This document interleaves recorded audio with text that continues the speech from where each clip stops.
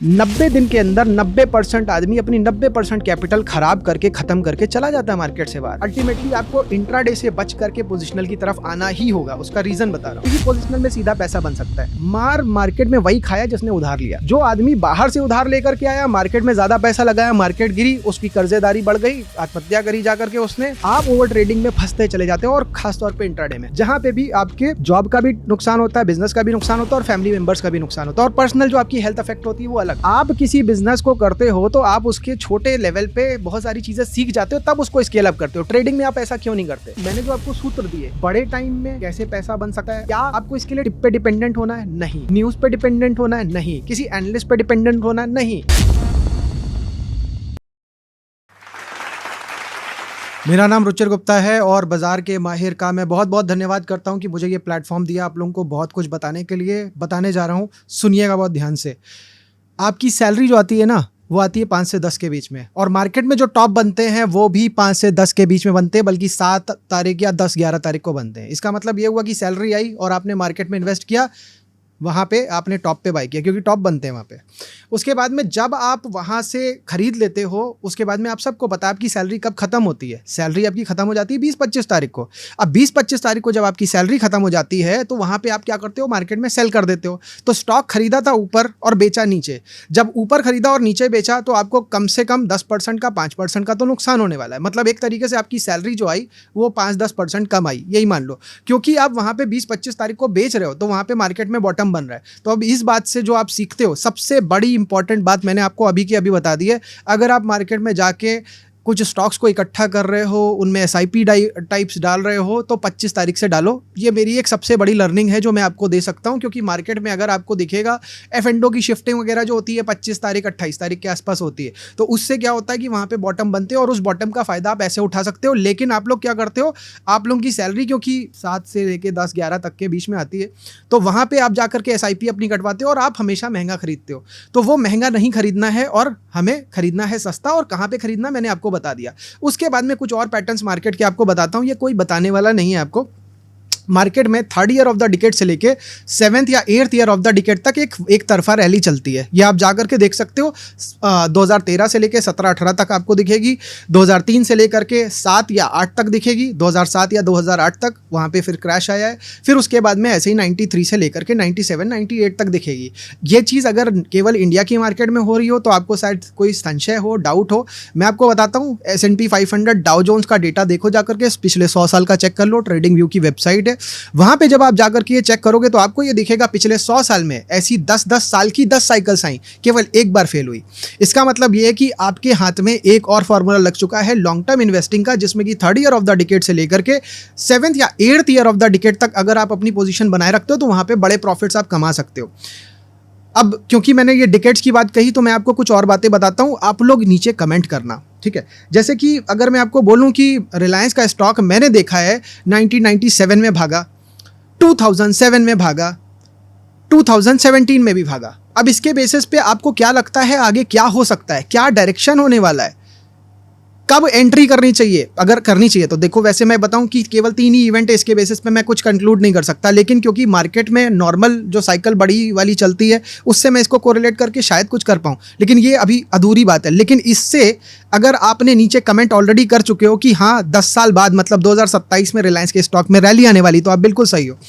अगर आप ये जान गए हो कि उसमें कितना कितना परसेंटेज का मूवमेंट आया, उस परसेंटेज मूवमेंट के बेसिस पे थोड़ा सा रफ एस्टिमेट अगर हमको मिल रहा है यार 60-70% तो ये भाग सकता है उस टाइम पे, तो भी आप सही हो गए हो। तो इसका मतलब ये है कि आप एडवांस में पहले से डायरेक्शन को प्रेडिक्ट कर पाए, आप एडवांस में पहले से एंट्री डेट के बारे में जान पाए, एग्जिट के बारे में भी जान पाए कि भाई आप उस ईयर में देखोगे जो होने वाला है। तो इसका मतलब ये हुआ कि एक तरीके से अगर मैं इसको एक छोटे से फॉर्मूले में सम अप करूं तो D एंड T मतलब डेट, डायरेक्शन एंड टारगेट, तीनों चीज़ें आपको एक ही बार में पता चल गई।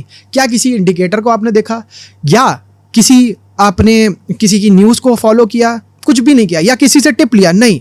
आपने सारी चीज़ें खुद से अपनी नॉलेज से, जो मैंने बात बताई उसको एनालाइज करके, यही सेम चीज़ आप अगर HDFC बैंक में देखो जाके, HDFC बैंक में 1997 में रैली, 2007 में रैली, 2017 में रैली, इसके बेसिस पे आप क्या कंक्लूड करोगे? आगे कब आने वाली है? नीचे कमेंट में करो। ठीक है, अब इसका आंसर मैं नहीं देने वाला हूँ, आप खुद वेरीफाई करना। अब ये चीज़ अगर बार बार हो रही है तो अब मैं आपको और बहुत सारी चीज़ें बताने वाला हूँ। देखो, अगर आप इंट्राडे करते हो, इंट्राडे को कैसे डील करना है वो मैं बता सकता हूं, लेकिन अल्टीमेटली आपको इंट्राडे से बच करके पोजिशनल की तरफ आना ही होगा। उसका रीज़न बता रहा हूं, क्योंकि पोजिशनल में सीधा पैसा बन सकता है।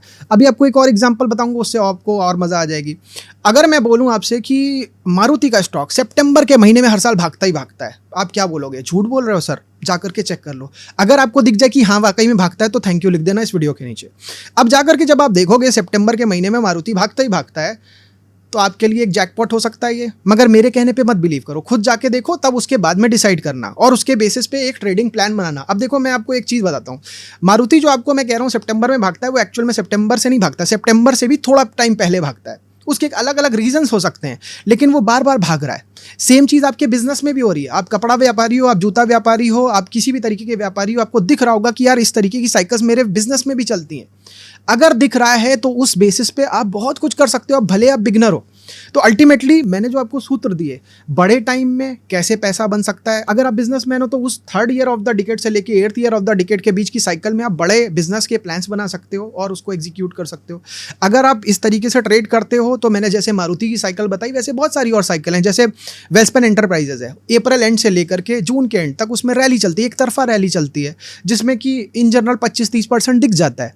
जाकर के चेक करो, ऐसी बहुत सारी साइकिल्स आपको मिल सकती हैं। तो अल्टीमेटली मैंने आपको ऐसी ऐसी बातें अभी की अभी बता दी। अब देखिए, क्या आपको इसके लिए टिप पे डिपेंडेंट होना है? नहीं। न्यूज़ पे डिपेंडेंट होना है? नहीं। किसी एनालिस्ट पे डिपेंडेंट होना है? नहीं। तो ये सारे रास्ते मैंने खत्म कर दिए। अल्टीमेटली आपको केवल अपने ऊपर ध्यान लगाना है, अपनी अंतरात्मा की आवाज़ सुनिए। क्योंकि मैं एक चीज़ आपको बताऊं, देखो, आप बहुत अच्छे बिजनेसमैन हो सकते हो, बहुत अच्छे जॉब वाले पर्सन हो सकते हो, लेकिन मार्केट में पता नहीं क्यों बहुत सारे लोग फंस जाते हैं आकर के। अब जब फंस जाते हैं ना, तो बताने वाला कोई होता नहीं है, हमेशा गलत गाइडेंस।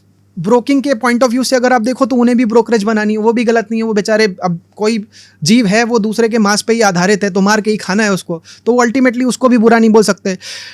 लेकिन अपने को बचाना ये आपकी जिम्मेदारी है। अब अपने को बचाओगे कैसे? इंट्राडे ना करके। मैं बताता हूँ क्यों। ब्रोकिंग के पॉइंट ऑफ व्यू से, अब मैं ब्रोकिंग को वैसे मैं कुछ नहीं बोल रहा, बहुत अच्छे अच्छे ब्रोकर्स हैं जो अच्छे से क्लाइंट को बचाते हैं, उनको डील करवाते हैं। लेकिन कई बार क्या होता है ना, जब आप इंट्राडे कर रहे होते हो तो ब्रोकर का भी स्वार्थ वहाँ पे छुप जाता है। उससे क्या होता है, वो कई बार आपको ओवर ट्रेड करवा देता है। अब देखो, वो टाइम एक चला गया जब ब्रोकर के ऑफिस में बैठ के लोग काम करते थे। अभी तो ब्रोकर के ऑफिस से हट गए हैं, डिस्काउंट ब्रोकिंग आ गई। लेकिन उसमें भी मैंने देखा है कई सारे लोग ऐसे हैं जो कि ओवर ट्रेडिंग कर देते हैं। और कैसे करते हैं वो मैं बताता हूँ।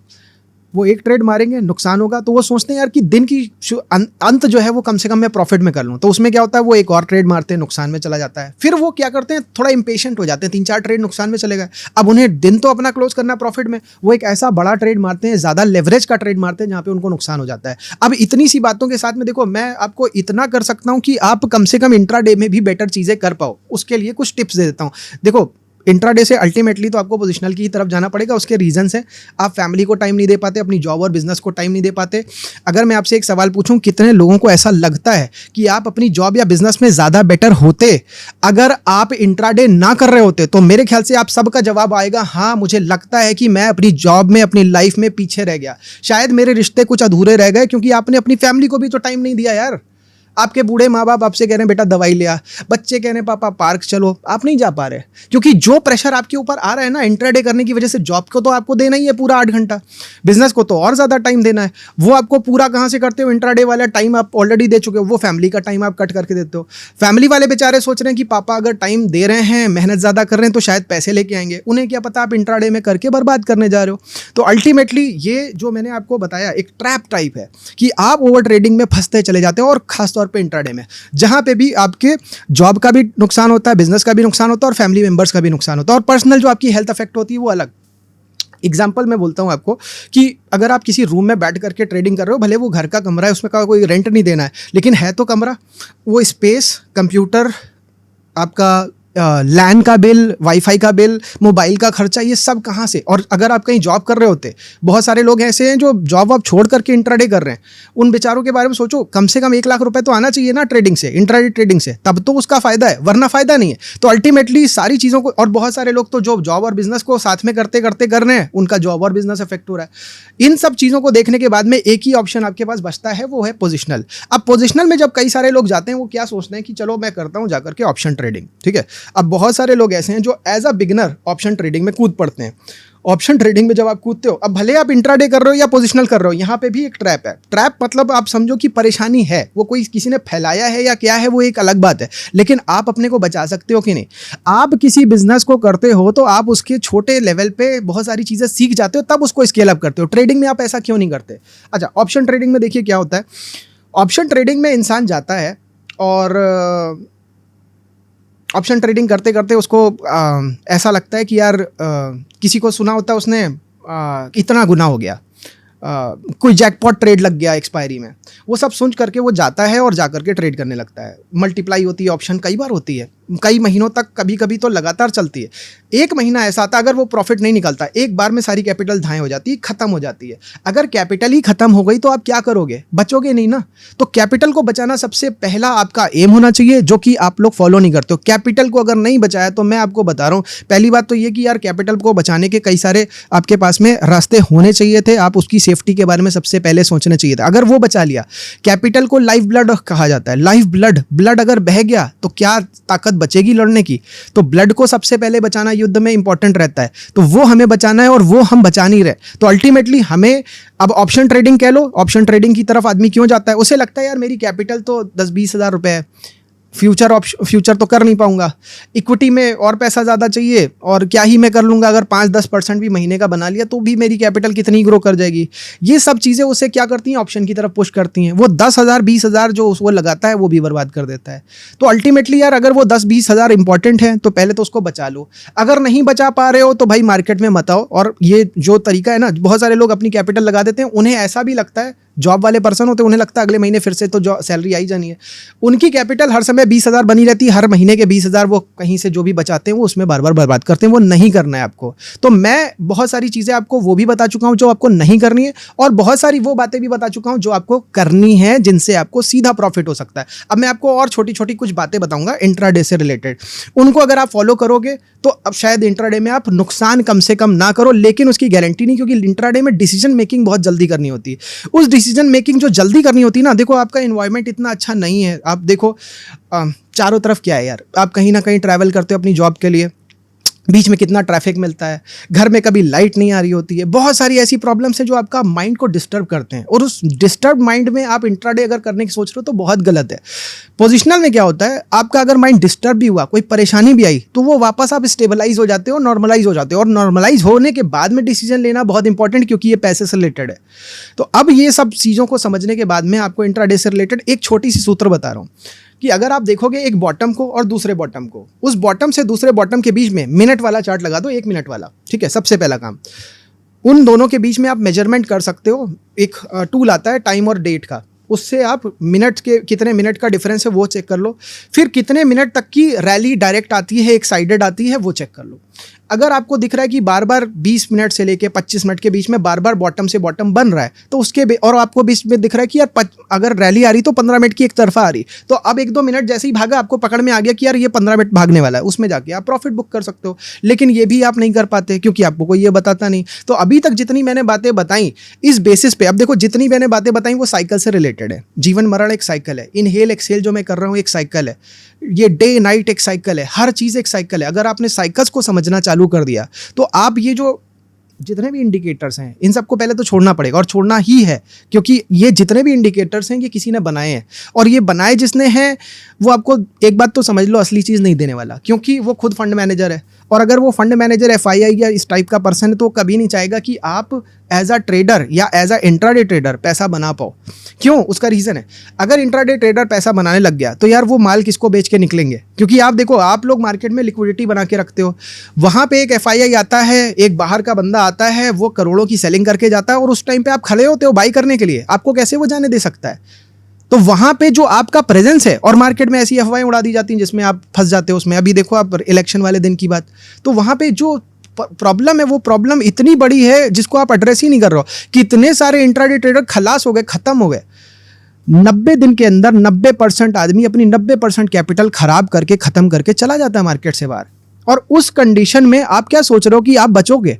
और जहां पे आप ऑप्शन ट्रेडिंग के बारे में जा रहे हो ना, मैं आपको एक एग्जांपल बताता हूं, अपना खुद का भी एग्जांपल बताता हूं। एक बार ऐसा हुआ कि मैंने ऑप्शन ट्रेडिंग में एक बड़ा लॉस किया। वो बड़ा लॉस करने पर मेरे को यार ये फील आया कि यार मेरे से अगर नुकसान हो सकता है तो यार मेरे स्टूडेंट से भी हो सकता है।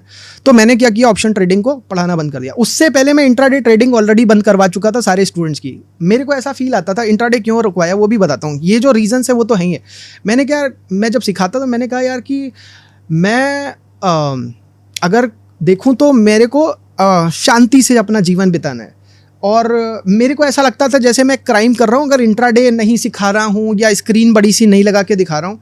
फिर मेरे को लगा नहीं यार, ये तो मेरा टेम्परामेंट है, मैं शांति चाहता हूँ। और ये शांति जो सुकून मेरे को मिलता है ये मैं बाकी सबको भी देना चाहता हूँ। तो क्यों ना मैं अपने स्टूडेंट्स को भी इंट्राडे से बचाऊं और उनको रोकूं। देखिए ये जो सुकून और शांति मैं चाहता था, इसके कितने सारे साइड इफेक्ट्स और साइड बेनिफिट्स हैं ये तो मैंने आपको पहले ही बता दिया। तो वो जो सुकून है जो मेरे को अपनी फैमिली को टाइम देने के लिए या बाकी सब चीज़ों को देने के लिए, बाकी सब टाइम्स को अरेंज करने के लिए मेरे को एक तरीके से एम्पावर करता है, वो एम्पावरमेंट आपके पास भी होनी चाहिए। आपको नहीं लगता कि आप इंट्राडे अगर ना करो तो शायद आप अपनी जॉब में, अपने बिजनेस में बहुत कुछ बेटर कर सकते हो। अब देखो एक चीज़ मैंने जो आपको बताई इंट्राडे से रिलेटेड, इंट्राडे कोई ऐसा नहीं कि क्राइम हो गया यार। 1000 में से 2 लोग अगर पैसा बना रहे हैं अच्छी बात है, लेकिन हर कोई बना ले ये बड़ी बुरी बात है। कि यार आप जाने की कोशिश कर रहे हो, हर कोई बनाने की कोशिश कर रहा है और ये नहीं देख रहा है कि सक्सेस रेट कितना है। सक्सेस रेट अगर पोजिशनल का ज़्यादा है तो आपको पोजिशनल की तरफ जाना है। अगर आपको दिख रहा है सक्सेस रेट इक्विटी वाले का ज़्यादा है तो आपको इक्विटी में जाने की ज़रूरत है। मतलब अल्टीमेटली ये पूरा सा अगर राउंड है इतना बड़ा सा, और इसमें आपको जो प्रॉफिटेबल ट्रेडर दिख रहे हैं उनकी संख्या इस तरीके के लोगों की ज़्यादा है जो इक्विटी में काम कर रहे हैं या जो पोजिशनली काम कर रहे हैं, तो आपको उनकी तरफ जाना है। उनकी तरफ जाने के लिए आपको यही करना पड़ेगा। एक और चीज़ आपको करनी है, देखो फोकस इंसान की हमेशा जीत हुई है। फोकस जब आप करोगे ना तो आपको, जैसे मैं अब सूत्र बताए दे रहा हूं, आपने ऑप्शन और फ्यूचर को रोका किनारे। आपने, मैं मना नहीं कर रहा हूं, आप अगर इक्विटी में प्रॉफिटेबल हो जाओ, कर लो जा करके, दम है तो कर लो जा करके। इक्विटी में प्रॉफिटेबल पहले होना पड़ेगा, ये शर्त है। दूसरी चीज, आपका अगर नया घर बना रहे हो और वो रिस्की जगह पे है तो पहला वाला घर आपको बेचना नहीं है अभी, आपका इक्विटी वाला बिल्कुल सुरक्षित रहना चाहिए। तो आपको अगर ऑप्शन में थोड़ा सा भी झटका लगे, फ्यूचर में थोड़ा सा भी झटका लगे, वापस अपने इक्विटी वाले घर में, मतलब देखो इक्विटी वाला बिजनेस आपने सेट किया है, आप जान चुके हो कि इक्विटी में प्रॉफिट होता है, लगातार होता है और ज्यादा बिना एफर्ट के होता है। इधर ऑप्शन में और फ्यूचर में टाइम भी ज्यादा जाने वाला है, इसका बहुत ध्यान रखना है। तो ये जैसे ही आपने किया कि यार थोड़ा सा मेरे को नुकसान हुआ, वापस इक्विटी बढ़िया था यार, ये नहीं कि मार्केट से ही पूरे बाहर हो गए। बहुत सारे इक्विटी ट्रेडर को मैंने देखा है, एक एग्जांपल दे रहा हूं, एशियन पेंट्स 15% भागा था एक बार, ऑप्शन हो गई 4 गुना। एक बंदा कैश में काम कर रहा था, मेरे स्टूडेंट की बात बता रहा हूँ, ऑप्शन 4 गुना हो गई तो उसे लालच आ गया। अगले महीने क्या, और ये उसने 15% बनाया था एशियन पेंट्स के, उसमें अगले महीने क्या किया, वो किसी ऑप्शन वाले में चला गया और सारा पैसा लगा दिया और वो पूरा पैसा बर्बाद हो गया। लमसम 2 लाख का नुकसान हुआ, उसकी ट्रेडिंग कैपिटल खत्म हो गई। अब जब ये खत्म हो गई तब उसे रियलाइज हुआ यार कि मैं इक्विटी में कर रहा था, अच्छा कर रहा था। तो अब यहाँ पे जो मैं आपको समस्या बता रहा हूँ और जिसपे आपको डील करना, फोकस की बात कर रहा हूँ, आपने अपना जैसे ही इक्विटी की तरफ जाओगे ना तो आपका ऑप्शन वाला काम खत्म, आपका फ्यूचर वाला काम खत्म। फ्यूचर वाला काम खत्म तो उससे एक तीर से 3 निशाने लगने वाले। एक तो इक्विटी में फ्यूचर नहीं करोगे, दूसरा MCX और इधर फोरेक्स भी नहीं करोगे, तो आपका सीधा माइंडसेट पूरा इक्विटी पे सेट हो गया। ठीक है, तो ये एक चीज़ बड़ी आपकी सर्टेन हो गई। ठीक है, दूसरा आपका जो टाइम फ्रेम, जो इंट्राडे प्योरली करते हैं, जो पूरा टाइम करते हैं, उनकी तो बात अलग है, मगर वो लोग ज़्यादा पैसा बर्बाद करते हैं जो कभी पोजिशनल बन जाते हैं और कभी इंट्राडे ट्रेडर बन जाते हैं। उनकी प्रॉब्लम ये होती है कि वो इंट्राडे कर रहे होते हैं, किसी टिप की वजह से या जिस भी रीज़न से मार्केट गिर जाती है, वो उसको होल्ड कर लेते हैं। और कई बार, अभी लेवरेज की भी बात करूंगा, उसको होल्ड कर लेते हैं, अगले दिन उनका सौदा कट जाता है नुकसान में, या फिर कई बार उनका कट जाता है नुकसान में तो वो सोचते हैं यार इसको होल्ड कर लेंगे। जब वो होल्ड करने की सोचते हैं तो वहाँ पे क्या होता है, अगले दिन फिर गिरता और गिरता चला जाता है। इस तरीके से उनका वो पोजिशनल ऐसा नुकसान देता है। वो एक्चुअल में पोजिशनल ट्रेडर होते नहीं है, वो इंट्राडे ट्रेडर होते हैं। फिर वो BTST मतलब कि बाय टुडे सेल टुमारो वाले बन जाते हैं, फिर उसके बाद में वो पोजिशनल बन जाते हैं। तो जो पोजिशनल पहले से चूज कर लेगा उसे प्रॉफिट होने वाला है, जो पोजिशनल किस्मत की वजह से बनेगा उसे नुकसान होने वाला है। तो अल्टीमेटली यहाँ पे बहुत बड़ा लेसन छुपा हुआ है। है। तो अभी आपने क्या करना है कि आपको इस तरीके का ट्रेडर नहीं बनना है। यहाँ पे भी आपने फोकस कर लिया कि यार मैंने देखा यार कि 10 साल तक मैं वेट नहीं कर सकता, मेरे को इंट्राडे करना नहीं है, तो मैं करूँ क्या? मैं 1 महीने से लेकर 6 महीने तक के ट्रेड मार सकता हूँ, जिसमें मैंने जैसे बताया मारुति का एग्जाम्पल या वेल्सपर एंटरप्राइजेस का एग्जाम्पल, ये 1 महीने 2 महीने टाइप के एग्जाम्पल है, ये जाके आप ट्रेड कर सकते हो। अब इससे पैसा बनेगा कि नहीं, नीचे कमेंट करो आप। अब एक और चीज़ आपको बताता हूँ, ये बहुत इंपॉर्टेंट है। अब जैसे मैंने आपको फ्यूचर और ऑप्शन को मना किया ना, एक और चीज़ को मना करना ज़रूरी है, वो है इक्विटी में लेवरेज। ठीक है, देखो मार्केट में वही खाया जिसने उधार लिया। जो आदमी बाहर से उधार लेकर के आया, मार्केट में ज़्यादा पैसा लगाया, मार्केट गिरी, उसकी कर्जेदारी बढ़ गई, आत्महत्या करी जाकर के, उसने पैसे बर्बाद हुए, जिनके देने थे उनके भी नहीं मिले, अल्टीमेटली वो डेट है, बाहर का डेट, उसने मारा ही ट्रेडर को। अब मार्केट के अंदर भी एक डेट है, वो समझो ज़रा। फ्यूचर जब आपने खरीदा, 2 लाख रुपए लगाए, 20 लाख की लॉट साइज आपने खरीद ली, वो उधार है क्योंकि लेवरेज किया हुआ है। ऑप्शन में भी सेम चीज़ हो रही है, ठीक है, और इक्विटी में भी सेम चीज़ हो रही है। कई सारे लोग आप देखोगे 1 लाख की कैपिटल होगी, 5 लाख का बाय कर लेंगे, 4 लाख का बाय कर लेंगे। अब मान लो कि जैसे इलेक्शन वाले केस में 20-20, 25-25% स्टॉक टूटे थे, 20% अगर स्टॉक टूट जाए और 5 लाख आपने लगाया हुआ था, तो 1 लाख तो ऐसे ही साफ हो गए, मतलब पूरा 1 लाख का कैपिटल आपका गया, खत्म। तो इसका मतलब क्या हो गया कि आपको लेवरेज नहीं करना है। लेवरेज जहां करोगे वहीं पे मार खाओगे, जब लेवरेज करोगे। देखो आप हमेशा ये सोचते हो कि यार लेवरेज करूंगा तो 1 लाख की जगह 5 लाख का बाय कर रहा हूं तो 5 लाख की प्रॉफिट होगा। 5 लाख पे अगर कहीं झटका आ गया, पूरी कैपिटल साफ हो जाएगी, जैसा ऑप्शन में होता है बिल्कुल सेम चीज होने वाली है, तो वो नहीं करना है। ठीक है, तो जितनी मैंने बातें बताई उसमें बस अब एक चीज को आप ध्यान कर लो, लैगिंग इंडिकेटर से बचना है। जितने भी इंडिकेटर मार्केट में आपको दिख रहे हैं इन जनरल लैगिंग है। मैंने आपको DDT का एक फॉर्मूला बता दिया, डेट, डायरेक्शन एंड टारगेट। ये जिस भी इंडिकेटर में नहीं मिलेंगे आप उसमें ट्रेड नहीं करोगे, उसके बेसिस पे ट्रेड नहीं करोगे। और ये जो लोग हैं ना, जो जितने लोग आप में से ऐसे हैं जो ट्राई मारते रहते हैं कि यार मैं जो है 2 दिन ये वाली स्ट्रेटजी ट्राई कर लेता हूँ, ये वाला इंडिकेटर टेस्ट कर लेता हूँ, ये करना बंद कर दो। मैं आपको जो फॉर्मूला दे रहा हूँ DDT, इससे आपका 99% जितने भी आपके इंडिकेटर्स हैं वो साफ हो जाएंगे। जितने भी टेक्निकल्स को आप यूज कर रहे हो, जिनसे पहले से ये चीजें, तीनों चीजें नहीं पता चल रही, वो सब साफ हो जाएंगी। तो आपकी लाइफ से क्लटर हट जाएगा, और जैसे ही क्लटर हटा तो क्या होगा? प्रॉफिट। और प्रॉफिट तभी हो सकता है, देखो मैंने जैसे DDT की बात कही, एक एग्जांपल बता रहा हूँ, मारुति का अगर एग्जांपल बोलूँ, पास्ट की 10 साइकिलों में आपने जाकर के देखा कि कभी वो 10% भागा, कभी 12% भागा, कभी 20, कभी 25, कभी 10, आपने देखा मिनिमम 10 तो भाग ही रहा है। 10% आपका बन गया टारगेट। ठीक, अब 10 में से 8 बार वो चला, 2 बार फेल हुआ, मतलब 2 बार गिर गया था, तब भी 8/10 अगर करोगे तो 80% प्रोबेबिलिटी है कि वो 10% देगा, इस पे मैं ट्रेड करूंगा। अब 10% मेरा क्या बन गया? टारगेट। अब वो 10% से ऊपर कितना जा रहा है उससे मेरे को मतलब नहीं है। जब आपको टारगेट नहीं पता होता तभी आप प्रॉफिट नहीं बुक करते। तो बहुत सारे ऐसे ट्रेडर्स हैं मार्केट में जिनको प्रॉफिट होता है, अच्छा प्रॉफिट होता है, लेकिन वो बुक नहीं कर पाते। टारगेट के बिना बुक नहीं कर पाओगे, और टारगेट पे जब बुक करोगे, जो प्रॉफिट आपके डीमैट में आया वो जब अकाउंट में जाएगा बैंक के, और जब आप पैसे उसको निकाल के कुछ उससे खरीदोगे तभी असली यूटिलाइज है, वरना अदरवाइज वो डीमैट के अंदर रहे रहे नुकसान में बदल जाएगा अगर टारगेट नहीं पता है। तो यहां पे मैं कंक्लूड करना चाहता हूं, मेरे को लगता है मैंने आपको बहुत खतरनाक चीजें बता दी हैं, और जिनके बेसिस पे आपकी ट्रेडिंग प्रॉफिटेबल होने वाली है। इंट्राडे से नमस्कार करो, जैसे मैं आपको नमस्कार कर रहा हूं, और बाजार के माहिर का धन्यवाद कर रहा हूं। इंट्राडे ट्रेडिंग को धन्यवाद करो, नमस्कार करो, उसने बहुत कुछ सिखाया, लेकिन आप पोजिशनल की तरफ मूव कर जाओ। मैं हूं Ruchir Gupta from Ruchir Gupta trading academy. धन्यवाद। अगर आपके भी कोई फेवरेट ट्रेडर हैं जिन्हें आप बाजार के माहिर पर देखना चाहते हैं तो हमें कमेंट बॉक्स में ज़रूर बताएं, हम उन्हें इनवाइट करेंगे। और हाँ, अगर आप एक ट्रेडर हैं और अपनी जर्नी बाजार के माहिर पर शेयर करना चाहते हैं तो डिस्क्रिप्शन में दिए फॉर्म को ज़रूर भरें। ऐसे ही और वीडियोस देखने के लिए चैनल को सब्सक्राइब करें और बेल आइकॉन भी प्रेस कर दें।